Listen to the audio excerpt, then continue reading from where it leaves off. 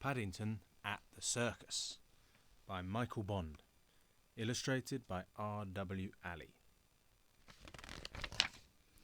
One morning, Paddington was doing his shopping in the market when he saw a very tall man with a pointed hat and baggy trousers. The man was putting up a poster, and he was so tall he didn't even need a ladder to reach the top of the billboard. The poster showed a huge tent decorated with coloured lights, and across the middle were the words, "See the world's greatest circus, one night only." Paddington rubbed his eyes several times in order to make sure he wasn't dreaming. Paddington hurried back home to tell the others what he had seen. "The world's greatest circus," repeated Jonathan, giving his sister a wink. "Are you sure?" "It's for one night only," exclaimed Paddington. "Don't worry," said Judy. "You won't miss it." "Dad's got tickets for the front row," added Jonathan. "Mrs. Bird's coming too."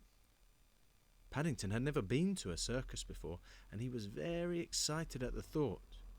"I hope it gets dark early," he said. "Then we can see the lights." Paddington's wish came true.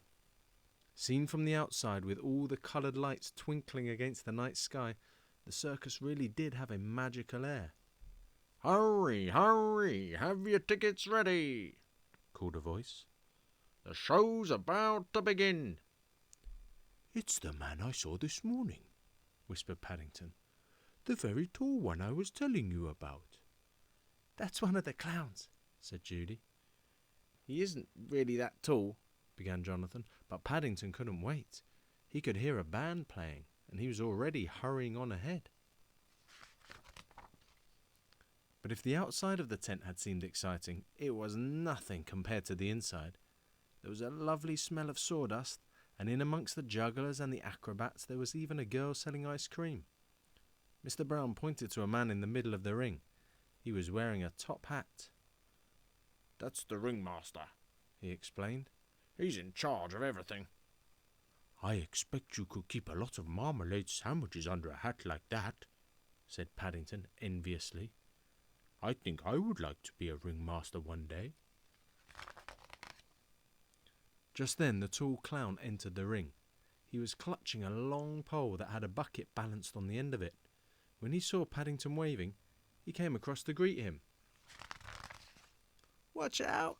cried Jonathan, as the clown leaned over to shake Paddington's paw. Paddington jumped up in alarm, but he wasn't quick enough. Before he had time to escape, the bucket had fallen off the end of the pole.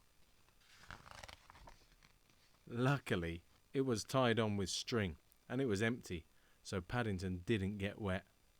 "Clowns are full of tricks," said Judy. "I'm glad I was wearing my duffel coat all the same," said Paddington. "Someone might have put water in the bucket by mistake." "I'm told ice cream is very good for young bears if they've had a shock," said Mr. Brown. He ordered 6 large cones. Then they all sat back to enjoy the show. "I feel better already, Mr. Brown," said Paddington gratefully. Paddington had hardly started on his ice cream when he had yet another shock. Glancing up towards the roof of the tent, he saw a man hanging from a rope. Jonathan looked at his programme. "That must be one of the popular prizes," he said.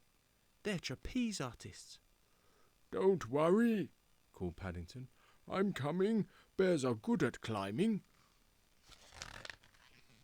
Before the others could stop him, Paddington was halfway up the nearest tent pole. Climbing the pole and carrying an ice cream at the same time wasn't easy, and the audience gave a round of applause when he reached the safety of a small platform near the top. Paddington was about to take a bow when, to his surprise, he saw a man coming towards him on a bicycle. "I don't think you're supposed to bring your bicycle up here, Mr. Price," he exclaimed. "Look out!" shouted the man, frantically ringing his bell. "I can't stop." "Hold on!" called his partner. In the confusion, Paddington didn't know which to do first, so he grabbed hold of a nearby bar.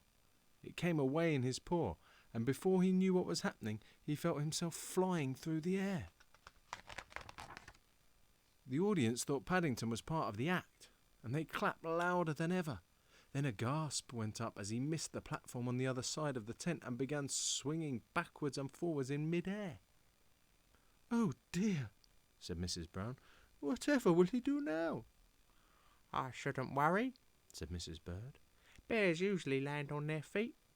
But even Mrs. Bird went quiet as Paddington's swings got slower and slower until finally he ended up hanging over the middle of the ring. "Don't let go," shouted the ringmaster. "Whatever you do, don't let go." "I'm not going to," cried Paddington. He tried to raise his hat, but he was still holding the ice cream cone in his other paw. A look of horror came over the ringmaster's face as something soft and white landed with a squelch on his beautifully clean top hat. "Help!" cried Paddington. "I've changed my mind. I can't hold on much longer." Everybody in the audience began making suggestions, but in the end it was the clown who came to the rescue. Balancing his bucket on the end of the pole, he stretched up as high as he could so that Paddington could climb into it. "I hope the string doesn't break," said Mrs. Bird. "That bear had a very large lunch." "If the clown stretches any more," said Judy, "his trousers will fall down." Sure enough they did, and the cheers changed to laughter as Paddington was lowered to safety. "Funniest act I've seen in years," shouted a man near the Browns. "More, more." Paddington gave the man a hard stare. "I don't think I want to do any more," he announced. "In fact, I don't think I want to go on a trapeze ever again. I shall just sit and watch from now on." Then he caught sight of the clown's stilts. "It's no wonder you look so tall," he exclaimed. Paddington didn't think anything more could happen to him, but at the end of the evening the ringmaster presented him with another ice cream and insisted he take part in the grand parade. "After all," he said, "you were the star of the show. It's a pity we are moving on," he added, turning to the Browns. "It isn't every evening we have a daring young bear on the flying trapeze." "If you ask me," said Mrs. Bird wisely, "it's a good thing you don't. Otherwise there's no knowing where you would end up." Later that evening, when the Browns said good night to Paddington, they found him standing on the box seat by his bedroom window.